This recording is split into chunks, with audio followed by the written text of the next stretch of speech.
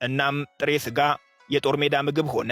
አያልቅ የለ ጦርነቱ አልቆ ዘማቾች ወደየቤታቸው ሲመለሱ ጥሬ ሥጋ መብላት የአርበኝነት መገለጫ፣ የዘማችነት መታወቂያ፣ የብልሃት የጥንካሬና የጀግንነት መለያ ሆነ።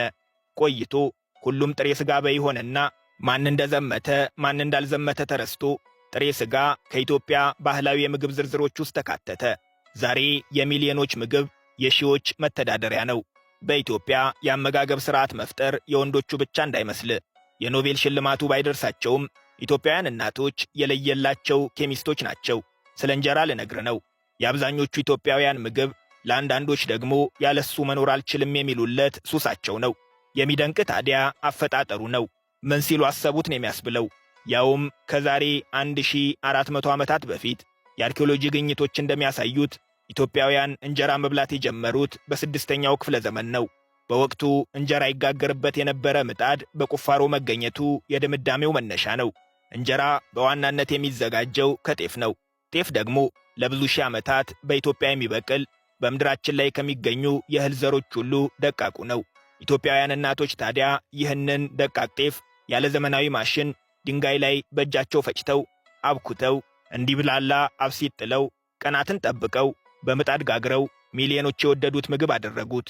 የኢትዮጵያ ስልጣኔ ተብሎ ሲወራ እናቶቻችን በጤፍ መጠበባቸውን አንስተን አለማወቃችን አስተዛዛቢ ነው። ኢትዮጵያዊ ውሏችን የተሟላ እንዲሆን ከምሳ በኋላ ቡና መጠጣት አለብን። የታልከኝ ኢትዮጵያም አይደለን። ቡና እንዲህ እንደ ዛሬው ዓለምን በፍቅሩ ሳይጥል የሰው ዘር ለመጀመሪያ ጊዜ ቡናን ፉት ወዳለበት ወደ ምንጩ ነው የሚወስድ። ቡናን ያገኘችው ኢትዮጵያዊት ፍየል፣ የፍየሉ እረኛ ካልዲ፣ የካልዲ ሀገር ማኪራ፣ የማኪራ መገኛ ደግሞ ካፋ ነው። መነሻችን አዲስ አበባ ነው። በሰበታ ወልቂጤ፣ ጅማ አድርገን ካፋ ቦንጋ ገብተናል። እዚህ ከእንቅልፍ ለመንቃት አላርም አይቀጠርም። እምዬ ቡና ስትወቅት ከጣሪያ በላይ ስለምታስጮኸው ሳትወድ በግድ ትነቃለ። ቡናህን ጠጥተ ወጣ ስትል የኢትዮጵያን ብሔራዊ የቡና ሙዚየም ፊት ለፊት ታገኘዋለ። እውነተኛው የቡና ሙዚየም ግን በካፋ የተፈጥሮ ጥብቅ ደን ውስጥ ነው የሚገኘው። እዚህ በሌላው አካባቢ እንደምታውቀው ቡና አይተከልም። የትውልድ መንደሩም አይደል፣ ጫካው ውስጥ ራሱን የሚበቅለው። የገበሬው ኃላፊነት ደኑን መጠበቅ ነው። ካፋ ደግሞ ያኔ በካልዲ ዘመን የነበረ ዛሬም ያልተቋረጠ በብዙ የኢትዮጵያ ክፍሎች የማታገኘው ቡናና ደኑን የመጠበቅ ባህል አለው። ነገርየውን ባጭሩ ላስረዳ። የታሪክ ትምህርት ላይ ጎበዝ ከነበርክ ስለ ካፋ ቢያንስ አንድ ነገር ታውቃለ። ታቶ ጋኪ ሸረቹ ዘመናዊት ኢትዮጵያ ስትመሰረት አጼ ምኒልክ ያስገበሯቸው የመጨረሻው ንጉሥ ናቸው። ታቶ ጋኪ ሸረቹ ላይ የተገታው ጥንታዊው የካፋ መንግሥት ታዲያ የሚያስደንቅ አስተዳደራዊ መዋቅር ነበረው። በንጉሡ ስር ሚክሮቾ የሚባል ከ8 መኳንንት የተዋቀረ ካቢኔ አለው።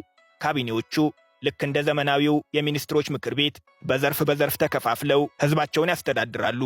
አንዱ ዘርፍ የተፈጥሮ ሀብትን መጠበቅ ነው። ደንን ይጨምራል። የዜጎች የኑሮ መሠረት የቡና መብቀያ፣ የቀፎ መስቀያ ነውና ማንም በዘፈቀደ የማይቆርጠው ደን የሕዝብ ሀብት ነው። በዚህ መልኩ በጥብቅ በተያዘ ደን ውስጥ ተፈጥሯዊው ቡና ይበቅላል።